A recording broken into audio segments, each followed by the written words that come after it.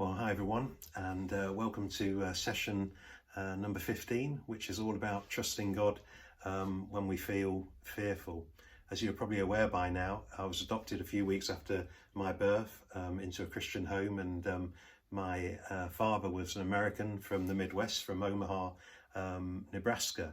And one of my bucket list items was to visit my American family at Thanksgiving, and Julia and I managed to do this in November 2016. I have to say, we had the most amazing time. Being in America during Thanksgiving is just fantastic. We had a wonderful time, but eventually we had to return home and take the fairly short flight initially from Omaha to Chicago, and we arrived at the airport, and it was a beautiful, crisp December morning in the Midwest, clear blue skies, and the pilot welcomed us onto the flight with the news that we could be in for a rather bumpy ride to Chicago. They were his exact words, a little bit disarming. He said there would be no in-flight refreshments, that we should all, flight crew included, stay in our seats with our seatbelts fastened at all times. A little bit disturbing. And he was absolutely right, because as we started our descent into Chicago, a big storm erupted. There was thunder and lightning and wind and rain filled the early evening darkness. As it happened, we had nothing to fear, really. The pilot landed the plane so smoothly. I'm sure he'd done it many times before in Chicago, which actually is renowned for its poor weather and storms. And we landed fine. Now, I know people who have an incredible fear of flying and refuse to travel anywhere by plane at all. This places such a restriction on their lives. Imagine all that they're missing out on. New countries, breathtaking scenery, relationships with new people, the fresh challenges, the new experiences, the God-created opportunities. Flying truly does open the door to the rest of the world. But I wonder what your greatest fear is. I must admit that I'm a bit fearful of heights and confined spaces. I've always struggled with a fear of death since being in hospital as a child. It's not the death that frightens me so much, but dying before my time and leaving my family bereaved. And maybe you share some of those fears, or maybe it's something else, such as darkness or spiders or snakes. Perhaps it's you're fearful of unemployment or failure or the future, the unknown, fear of being embarrassed, fear of rejection, fear of commitment, fear of losing everything. Perhaps it's fear of a person, your boss, work colleague, a friend, family neighbour. Perhaps it's sickness, cancer, old age, being alone. Isaiah 12 verse 2 says, "Surely God is my salvation. I will trust and not be afraid. The Lord himself is my strength and my defense. He has become my salvation." You know what? God doesn't want us to be fearful or afraid. The devil, on the other hand, wants to make us fearful and will convince us to be afraid of all kinds of things. But let's not forget this, that God has called us to trust in him with all our hearts. Despite how we feel, in spite of what we fear, he wants us to trust him. I remember seeing a poster that said this: "The only thing we have to fear is fear itself." It's a quote from Franklin D. Roosevelt. And someone had added underneath it, a comedian, "and sharks," in brackets, one-legged surfer. I love that. I love a bit of comedy. Well, let's talk for a moment about the impact of fear. Fear has wide-ranging implications in our lives. Fear steals life, steals faith and trust and hope and joy and peace. Fear steals contentment and confidence and the boldness to obey God. It steals our courage, our creativity, our thinking power. It robs us of the rewards of our faith, of following Jesus. Fear also immobilizes us, limiting and often halting destiny in its tracks. It stops us being all that God has called us to be. It brings containment to our lives. It stops us taking risks, stepping out in faith, growing, fulfilling God's plans and purposes for our lives. Stops us witnessing, serving, giving, and the list goes on. Fear also controls and destroys lives. If allowed to, fear will take over our minds, causing anxiety and worry and behavioural problems and sleeplessness and stress and emotional responses, leading to additional physical problems, including shaking and tremors and twitching and cold sweats and other physical symptoms. If left unabated, it has the power to oppress and control and torment and torture us. It's a horrible thing. I've been there, I've experienced it. So where does fear come from? Well, we've already alluded to this, haven't we? But it doesn't come from God, but rather from the devil. Fear is, as someone once said, false evidence appearing real. And you know what? It can appear very real at times.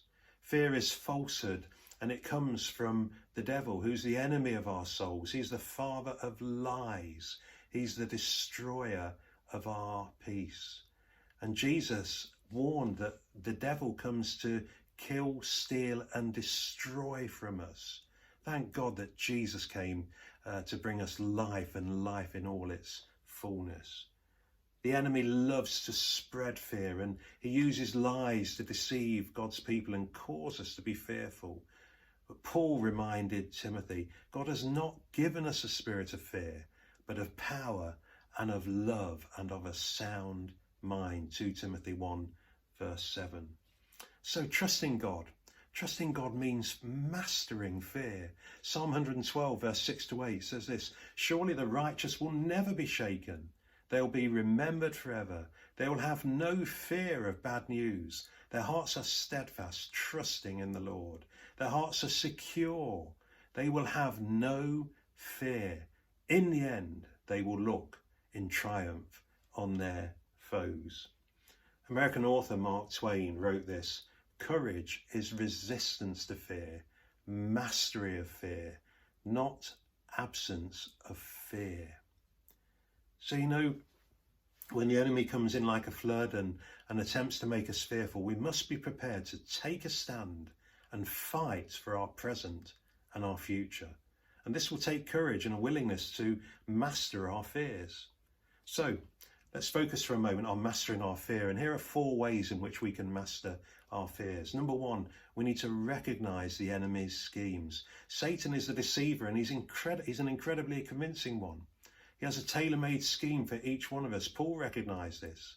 In 2 Corinthians 2 verse 10, he talks about forgiveness and forgiveness being a scheme of the enemy. And he says to them, we're not unaware of the enemy's schemes.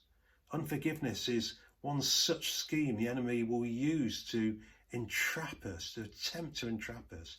And if he's allowed to, as I'm sure you're aware, this can cause considerable damage. However, this is only one of his many schemes. From my experience, I believe he first identifies our weaknesses and then picks a scheme to suit.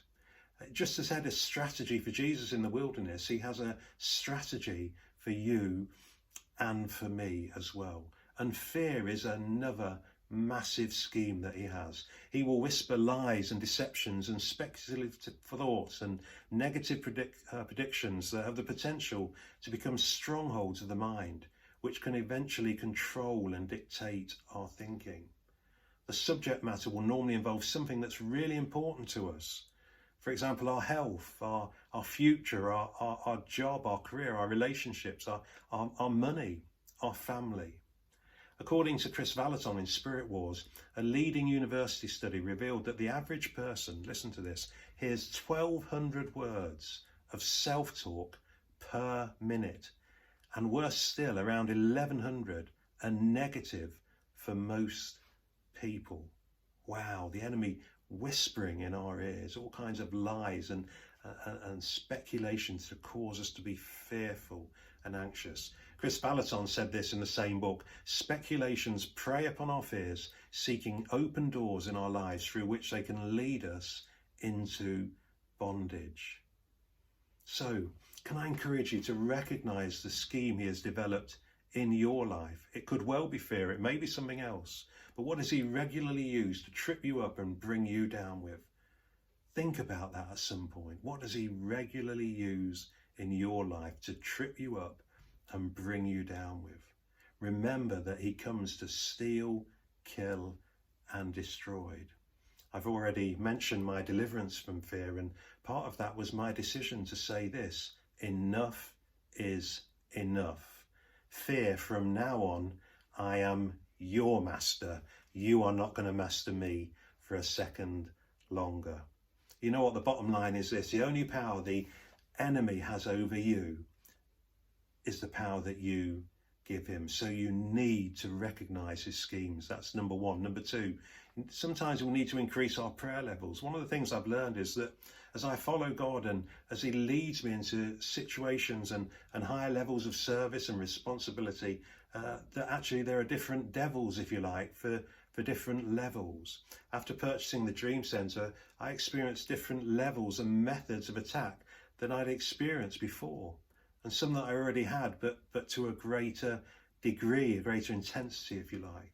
And God revealed to me that as good as I felt at the time my prayer life was, I needed to step it up. I needed to increase it because of who I was dealing with. I needed to step it up and at times mix it with fasting as well.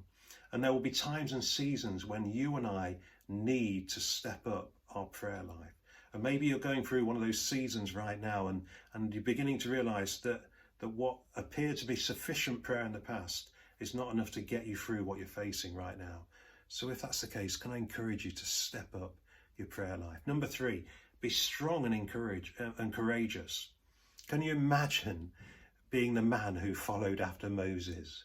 Joshua was that man. If you like, he drew the short straw. And unsurprisingly, he was a little fearful about taking up the role of leading the rebellious children of Israel into a land full of giant people and giant cities. And God's words must have so encouraged him. God said the same thing to him several times, actually. Here's one example, Joshua chapter 1 and verse 9. Have I not commanded you? Be strong and courageous. Do not be afraid. Do not be discouraged, for the Lord your God will be with you wherever you go. You know what? It takes great courage to lead, but we also need to be strong. We need to be strong. Many Western Christians are casual about the battle we face, but you know what? Paul was very clear about it. Check out Ephesians chapter 6 and verse 10. He says this: be strong in the Lord and in his mighty power. Put on all of God's armour so that you will be able to stand firm against all strategies of the devil. For we're not fighting against flesh and blood enemies, but against evil rulers and authorities of the unseen world, against mighty powers in this dark world, and against evil spirits in the heavenly places. That's pretty serious stuff, isn't it? Our battle is real. And so I refuse to allow the fears I face to restrict my trust in God or to become limitations and boundaries. I've asked God to strengthen me for these battles. I've realized in recent years how much the enemy can attack my thought life and create anxiety and worry and fears and speculations. So I've had to make a choice that I won't entertain any thought that is not from Father. I make every attempt to guard my heart and my mind. And I've particularly asked God, this was a real key for me, not just to make me strong, but to give me a strong mind that has the ability to resist the enemy until he flees from me. I try to be prayerfully on the alert for enemy attacks. I keep a close eye on my spiritual radar and refuse to allow any thoughts that might undermine my trust in God to land. And whenever I feel fearful, I remember that it's God's will for me to be strong and courageous and not to fear. And that is his will for you too. So number 4, do it afraid. mastering fear. How do we do it? We do it afraid. I shared earlier the story of Elizabeth Elliot, whose husband Jim was killed along with 4 other missionaries in Ecuador. She said that at one time her life was completely controlled by fear. Every time she started to step out and minister, fear stopped her. Then a friend told her something that set her free. She said to her, Elizabeth, why don't you just do it afraid? Why don't you do it afraid? Elizabeth listened and took that advice, and together with Rachel Saint, the sister of one of the murdered missionaries, she went on to evangelize the very same Indian tribes of Ecuador who had killed their loved ones. That's amazing, isn't it? Sometimes we have to face down fear. We have to look it right in the face. We often think that we should wait until we're no longer fearful or afraid before we do something. But if we did that, we'd probably accomplish very little for God or for others or even for ourselves. Joshua had to step out in fear, step out in faith and do what God had commanded him to do, even though he was afraid. You know, fear shipwrecks faith and destroys trust in God. I wonder how many times the enemy of our souls has used fear to stop us really trusting God. So why not make a choice today that you'll face any fears you have head on, that you will in fact no longer be a slave to fear. After all, you are a child of God. That you'll choose to say that enough is enough. You will not be plagued or restricted by fear for 1 second longer. You will, by trusting God and with his help, master your fears. Trust me, God will help you to do this. So it's time to swap fear for faith. And then you will begin to move into all that God has planned for you. Imagine that.